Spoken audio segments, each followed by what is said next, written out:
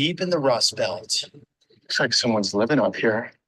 When they started to leave, they left in such numbers that so much of it was left unoccupied. Nature coming back in. Coming into the castle. Deep in the Rust Belt. It's your home. Looks like back. All right.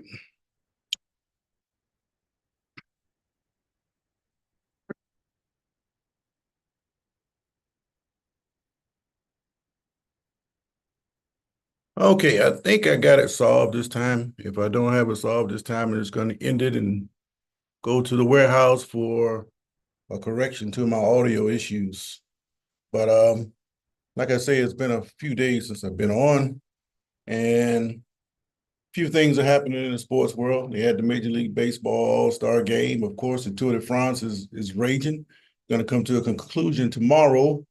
And then you have the Olympics. The opening ceremony should be next week. I believe it's next Friday. So a lot of going on before actual football gets down to business. The camps actually open up next week, a lot of them. Most of them will be open by this time next week. So that's an exciting time for you football enthusiasts out there. But, I just want to come on and say a few things about the Major League Baseball All-Star Game. That happened Tuesday night, and they were playing in Arlington, which is outside Dallas, the home of the Texas Rangers.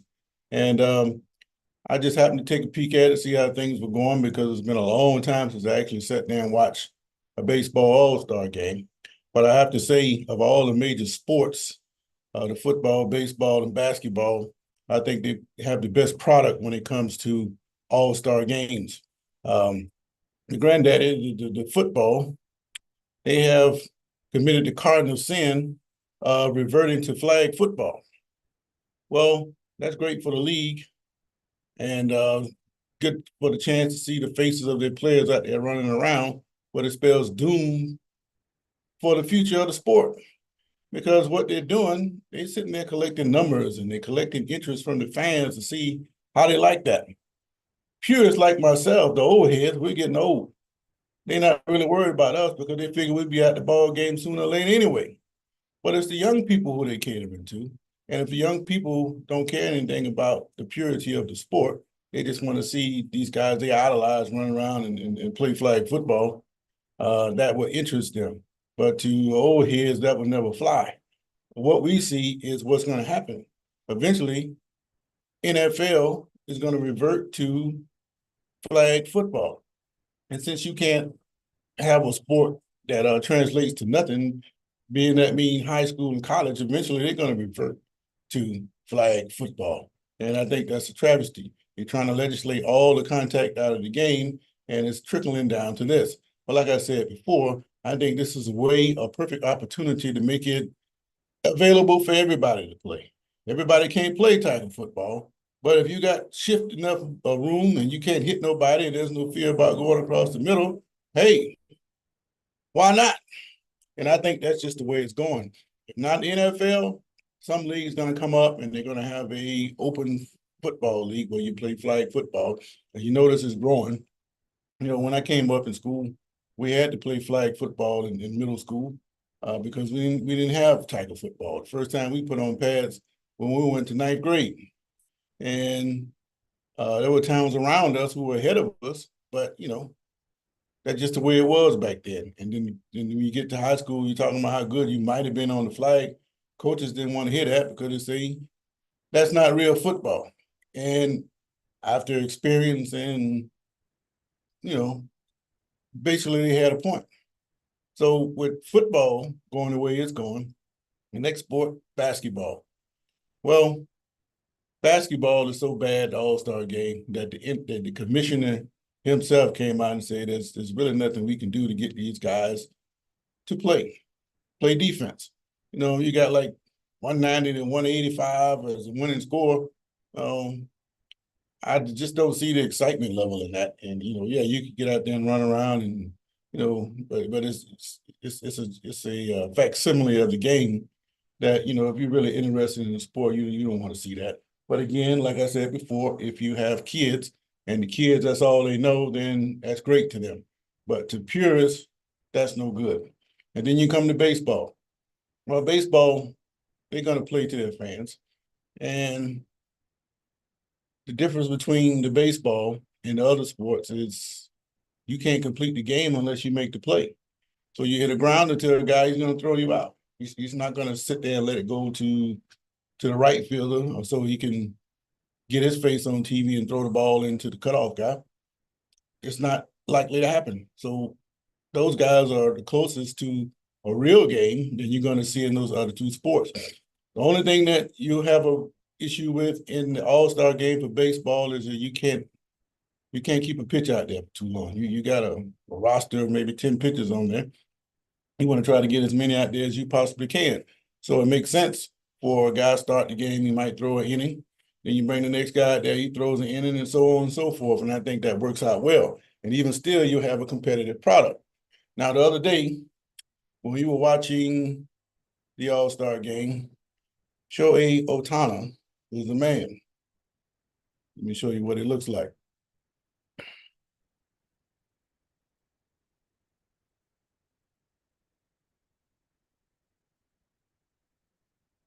All right, there he is.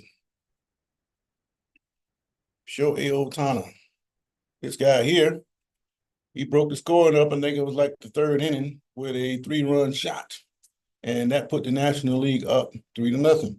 Now, it's my understanding, I didn't watch the home run derby and the other events they have, but they say this guy here pretty much dominated All-Star weekend. I saw him hit this 3-run shot, and you see the reaction of the catcher and the umpire and everybody else, and it was a great shot. This guy here is one of the hottest players in the league, and for him to hit a home run in the context of the game with all these other stars validates his position. You know, it's completely different from watching a guy just stand there and hit a uncontested three, especially when the defender is about 5 yards away from you. He hits a 3-point shot and runs down and bangs his chest like he just did something. He ain't did nothing. But you pitch the ball, this guy's got to hit it. It's not like he's lobbing it up there for him to knock it out. This is a competitive game. It was 0-0 at this point. And what ended up happening was the National League, after this, they didn't score anymore. The American League's been pretty much dominating this All-Star game for about a decade now. And they came back and stole this one to win 5-3. But it wasn't Ohtani's fault. Of course, he couldn't play the whole game. You got to get everybody else out there. You know, if you just take the starting lineup, take 10 to 12 guys and put it against the other league's best 10 to 12 guys, then you can see which league is the best. But this is just a showcase for the fans, you know, just like the other ones are. But I have to give baseball the most credit because this game here is the most competitive. Now, the other thing I want to talk about is the Tour de France. Right here, you see this guy right here, Tadej Pogacar. He won the Tour back in 2021 after COVID. Then 22 and 23, he didn't ride so well. He was knocked off by Vingegaard. I think his name Joel Vingegaard. Vingegaard is not doing so good right now. Even though he was in second place 4 or 5 stages ago, it appears to be a 2-horse race to the finish.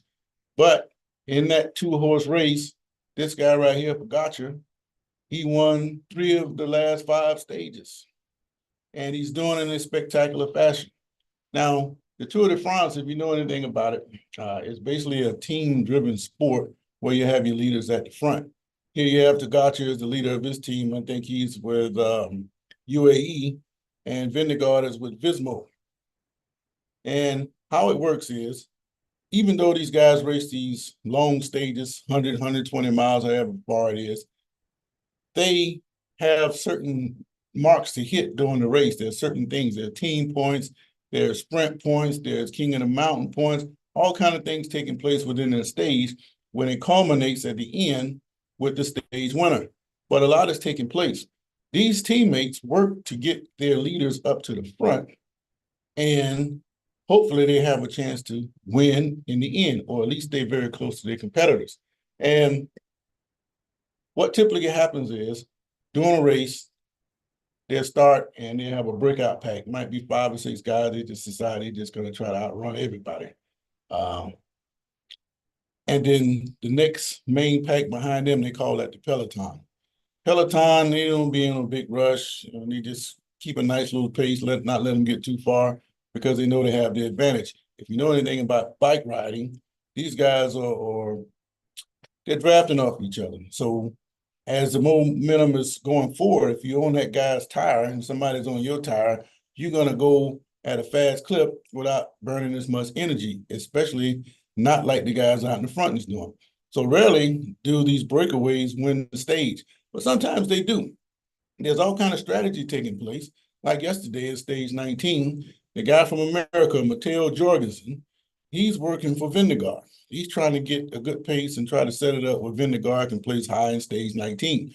Now, the tour seems to me to get increasingly difficult, more difficult every year. They put these high stages and these guys have to climb up all these high mountains back to back to back. I don't know how they do it without being doped up, but they claim not to be doped up. But that's not a question for me to answer right now, just something for me to wonder about. And I'll talk more on that later.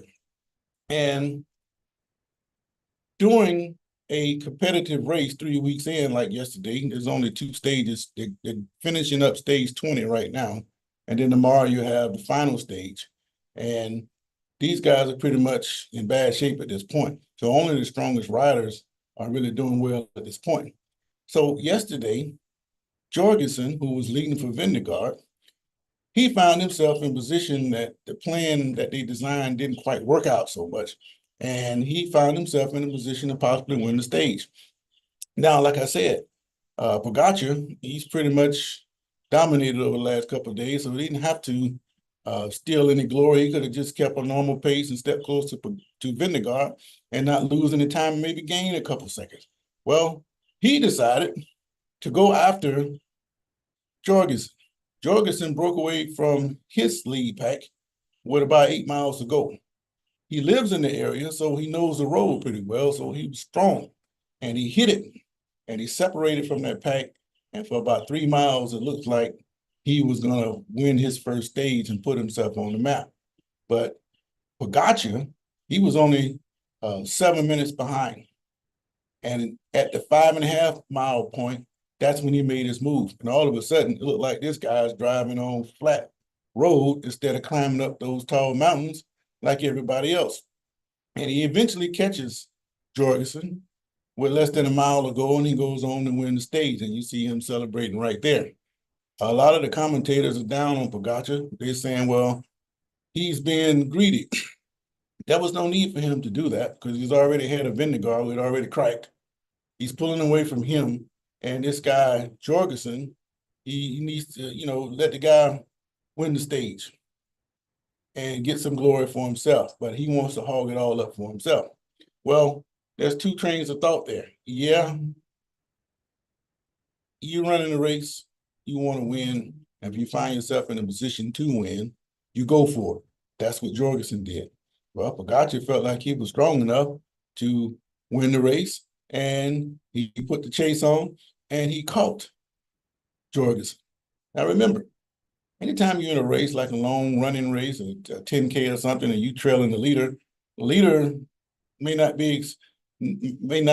have the same energy down the stretch as the guy that's chasing him. He could have just been holding back just for a kick at the end. Well, you might have used up all your kick strength to get the lead in the first place.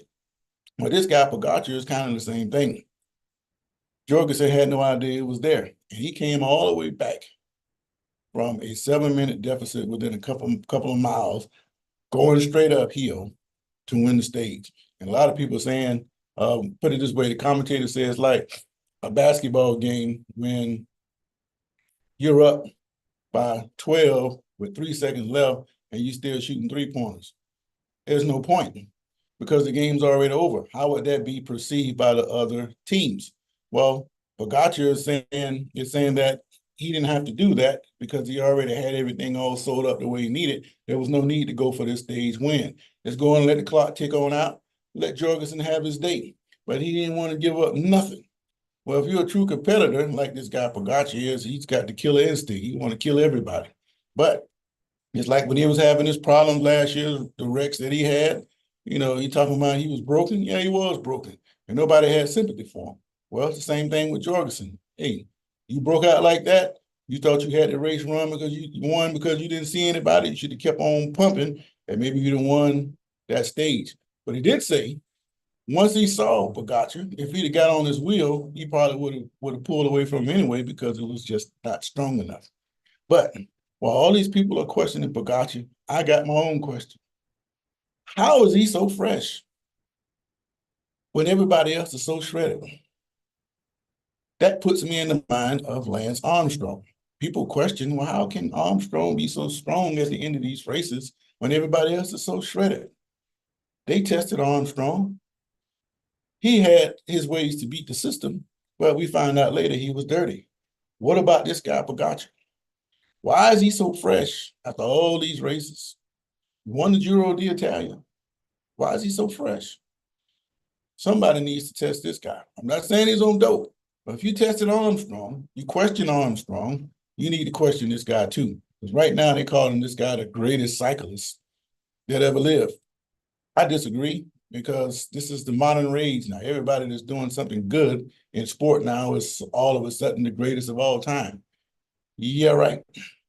Now, in the Tour de France's defense, they have another high mountain stage today, which is stage 20. Then stage 21 is the last stage. Normally, they will go into Paris as a celebration kind of thing.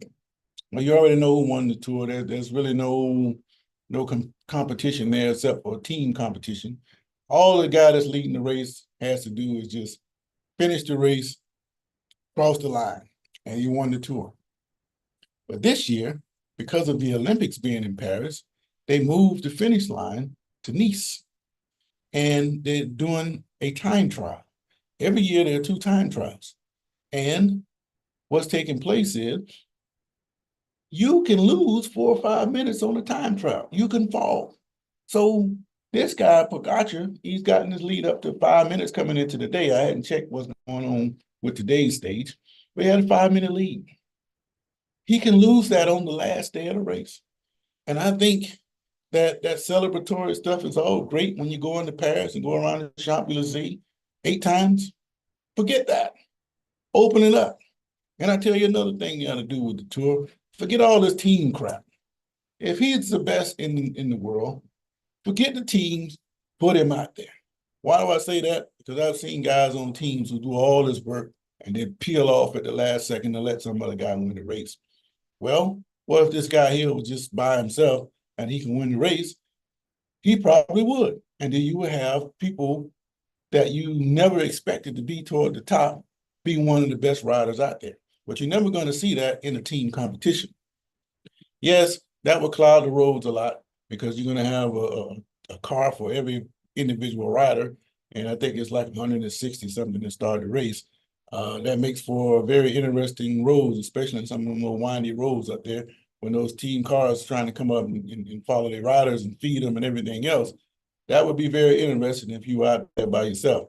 So the team competition, it adds some, it enhances it, but at the same time, I don't think it tells you who the best riders really are. So if they're calling this guy Pogacar the best, cut him loose, let him get his own team, and let him go for himself just like everybody else, and then we'll see who the true riders are. But at the way it's going now, he can't really do that. But it's who has the best team, like any other sport, the best team usually wins. They might have a couple of great players on the team, but you have to have somebody else besides the great players come through at the most critical times.